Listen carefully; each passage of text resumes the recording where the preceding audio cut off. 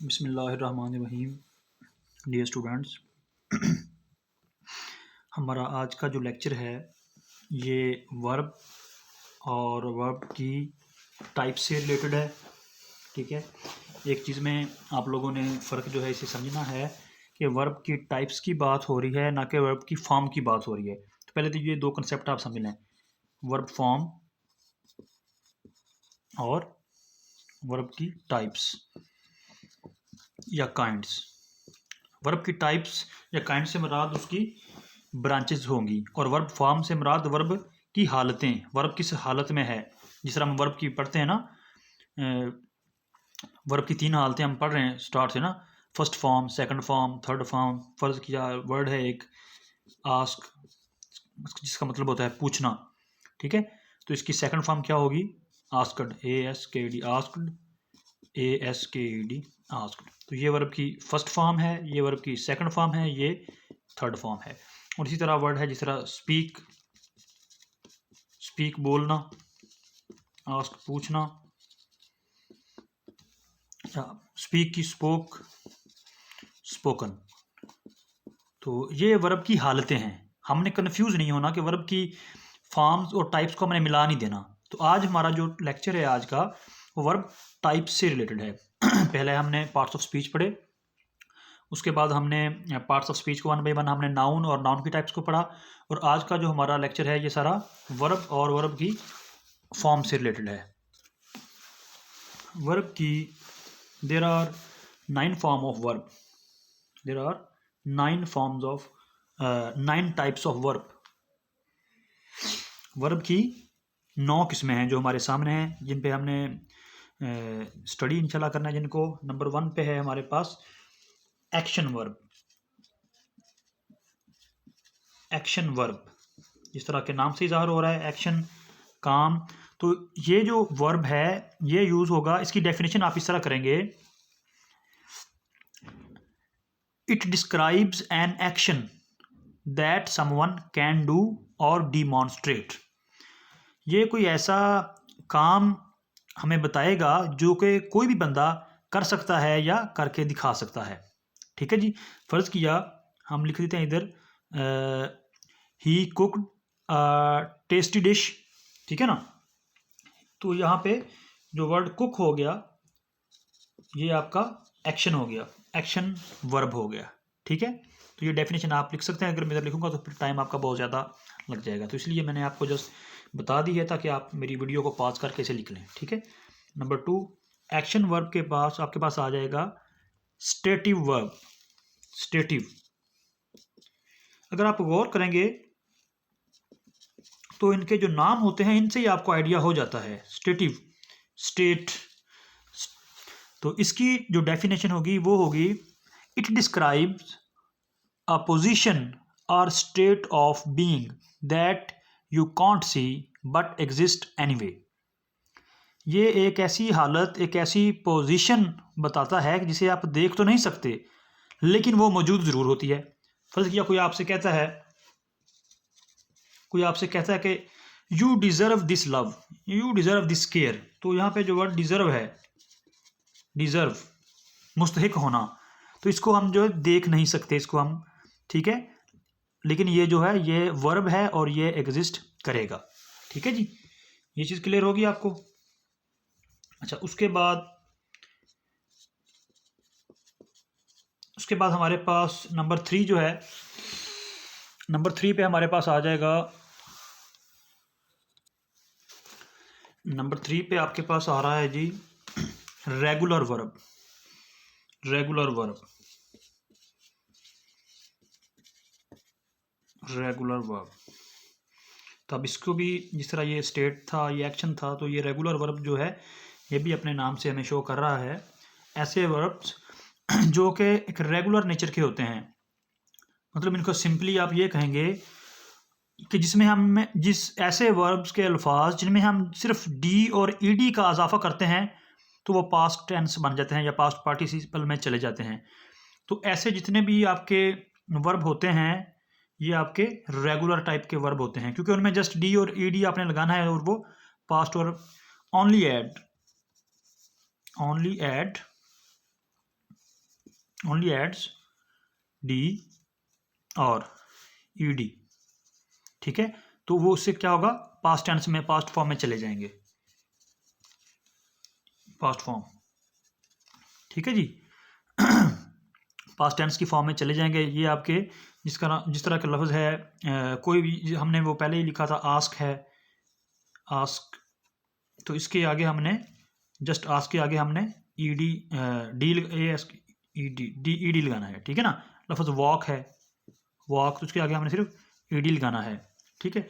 तो इस तरह ed और d वाले जिनके आगे सिर्फ d या ed लगाना है और वो पास्ट टेंस में तब्दील कर देते हैं वर्ब को, ये रेगुलर वर्ब होते हैं, क्योंकि इनका ये बड़ी आसानी के साथ इनको चेंज किया जा सकता है। रेगुलर वर्ब के बाद हमारे पास आ जाएगा जी इर्रेगुलर वर्ब। इर्रेगुलर वर्ब,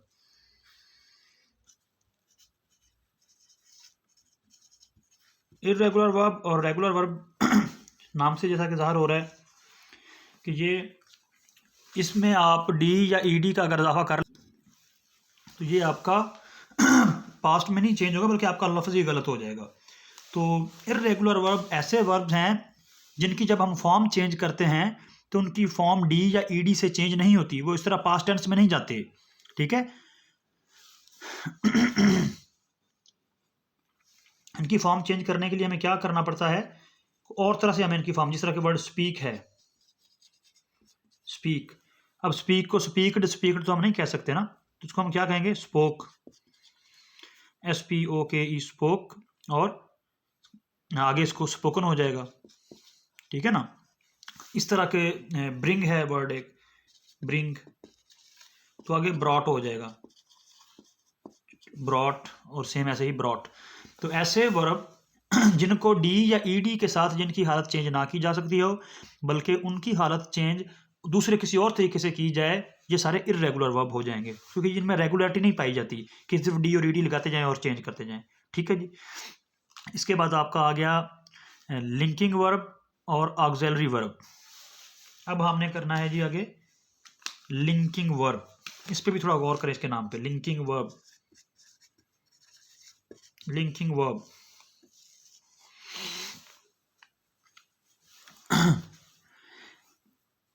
ये जो वर्ब होता है, ये इसके डेफिनेशन हम इस तरह करेंगे, it connects the subject to detail about the subject.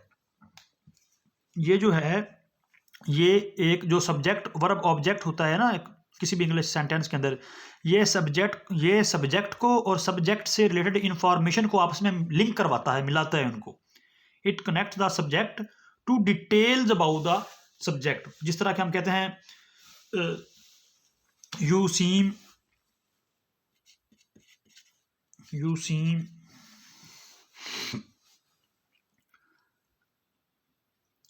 like a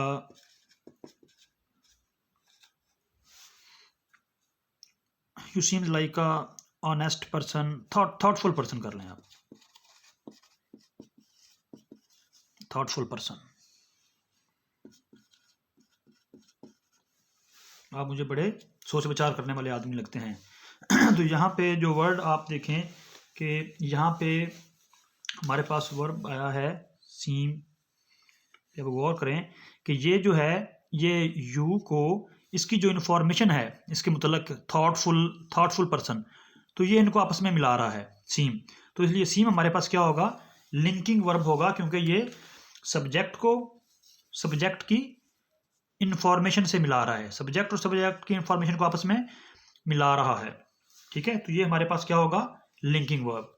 उसके बाद आ गया जी ऑक्सिलरी वर्ब। ऑक्सिलरी वर्ब को अक्सर लोग जो हैं वो हेल्पिंग वर्ब भी कहते हैं। Auxiliary verb AUXILIARY,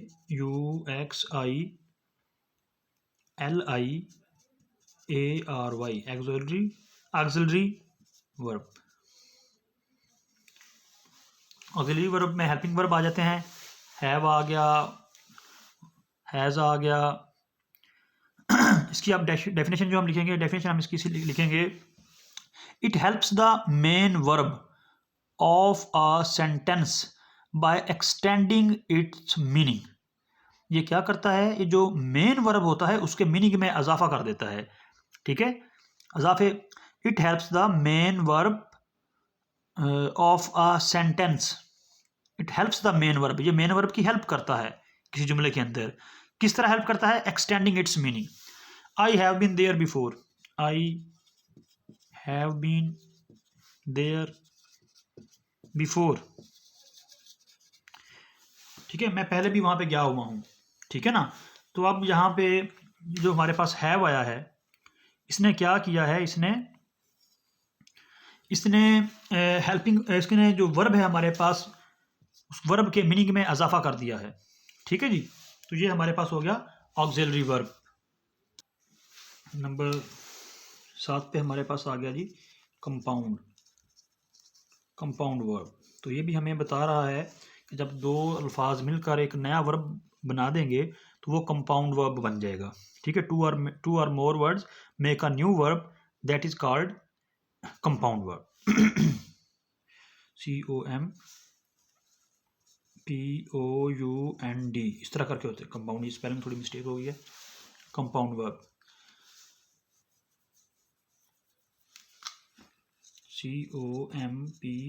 COMPOUND, compound verb. Two or more words make a new verb that is called compound word. For example, can you please give me your babysit tonight? तो यहाँ पे word जो babysit है ये हमारा compound verb है, ये दो वर्ब से मिलके बना है, ठीक है जी। इसके बाद जी हमारा LLB के हवाले से सबसे इम्पोर्टेंट, क्योंकि ये हमारे सिलेबस का भी हिस्सा है, हमारे पास आ गया है जी ट्रांजिटिव और intransitive verb. Transitive verb, transitive verb और इनट्रांजिटिव वर्ब।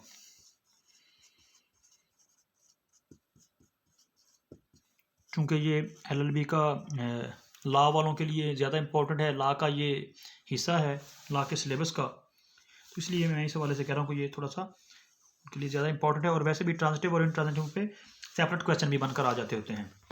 तो अगर इस पर क्वेश्चन आता है तो वो भी तकरीबन 5 नंबर का शॉर्ट क्वेश्चन भी आ सकता है, और ट्रांजिटिव और इनट्रांजिटिव पे, और दोनों पे भी 5-5 नंबर का या एक पे आ जाएगा। और उसके बाद वर्ब से रिलेटेड एक थारो क्वेश्चन भी आ सकता है। वर्ब जो है ये भी एक पार्ट्स ऑफ स्पीच का हिस्सा है, तो हमें ये चीज़ ध्यान में रखनी पड़ेगी। ट्रांजिटिव वर्ब और इनट्रांजिटिव वर्ब। ट्रांजिटिव वर्ब जिस तरह के ट्रांसपोर्ट एक वर्ड होता है ना, ट्रांसपोर्ट, आमदोरफ्त, तो ये भी कुछ ऐसा ही काम करता है। मैं अल्फाज पे अक्सर स्टूडेंट्स का गौर करवाता हूँ ताकि वो अल्फाज के अंदर से उनका मीनिंग निकालने की उनको आदत पड़ जाए, ठीक है। वर्ड जो होता है वो इट सेल्फ मीनिंग भी होता है, ठीक है। तो इसको थोड़ा गौर से, ट्रांजिटिव वर्ब, इसको, इसकी डेफिनेशन हम लिखेंगे, a verb that needs object to complete itself, ठीक है। ये क्या है जिसको नीड होती है जी ऑब्जेक्ट की, ऑब्जेक्ट के बगैर need object to complete itself, complete itself, जिसे खुद को कंप्लीट करने के लिए, ऐसा वर्ब जिसे खुद को कंप्लीट करने के लिए एक ऑब्जेक्ट की लाजमी ज़रूरत हो, उसे आप कहते हैं ट्रांजिटिव वर्ब। क्यों? Because it passes the action from subject to object. ये एक एक्शन को पास करता है, ये एक डायरेक्ट ऑब्जेक्ट होती है। या आप इसकी एक डेफिनेशन आप ऐसे भी कर सकते हैं कि ऐसा वर्ब जिसके उसके फौरी बाद हमें ऑब्जेक्ट चाहिए, अगर ऑब्जेक्ट नहीं है तो फिर वो ट्रांजिटिव नहीं, फिर वो इनट्रांजिटिव, दोनों की एक ही डेफिनेशन है। If we need object that is transitive verb. If after a verb we need an object, तो फिर क्या हो जाएगा, वो हो जाएगा transitive. And if we don't need an object, अगर हमें डोंट नीड ऑब्जेक्ट, अगर हमें ऑब्जेक्ट की ज़रूरत नहीं है आफ्टर वर्ब के फौरी बाद, इसके फौरी बाद हमें जो ऑब्जेक्ट है, ऑब्जेक्ट हमें नहीं अगर चाहिए तो फिर वो ट्रांजिटिव नहीं होगा, फिर वो हमें इनट्रांजिटिव होगा। और अगर वर्ब के बाद हमें ऑब्जेक्ट चाहिए मीनिंग पूरा करने के लिए, बात मुकम्मल करने के लिए, या ऐसी सिचुएशन है कि जहाँ पे वर्ब है और वर्ब के बाद ऑब्जेक्ट है फौरी तौर पर, तो वो आपका क्या हो जाएगा, ट्रांजिटिव वर्ब। फॉर एग्जांपल, हज़ारों एग्जांपल्स हैं। We eat mangoes, we eat mangoes, ठीक है। अब वी ईट मैंगो में ईट जो है ये वर्ब है, ठीक है, और ईट के बाद क्या आ गया जी, मैंगो। अगर मैंगो ना लगाएं तो फिर वही ईट की समझ हमें नहीं आती, तो इसलिए फिर ये जो ईट होगा इधर ये यहाँ पे ट्रांसिटिव होगा। और अगर इसमें से मैंगो निकाल दें, ऑब्जेक्ट निकाल दें, इसी को ही कर लें, वी ईट, जुमला तब भी ये बन गया, वी ईट हम खाते हैं। इसके आगे ऑब्जेक्ट नहीं है तो फिर ये क्या होगा, इसके बगैर, ऑब्जेक्ट के बगैर ये जो है, ऑब्जेक्ट के बगैर ये इंट्रांसिटिव वर्ब है, और अगर इसके बाद ऑब्जेक्ट है तो ये ट्रांसिटिव वर्ब है। होपफुली आपको वीडियो ज़रूर पसंद आई होगी। Thank you so much. अगर आपको वीडियो पसंद आई है तो आप ये चैनल को लाजमी सब्सक्राइब करें और अपने दोस्तों के साथ भी वीडियो को शेयर करें। अस्सलाम वालेकुम।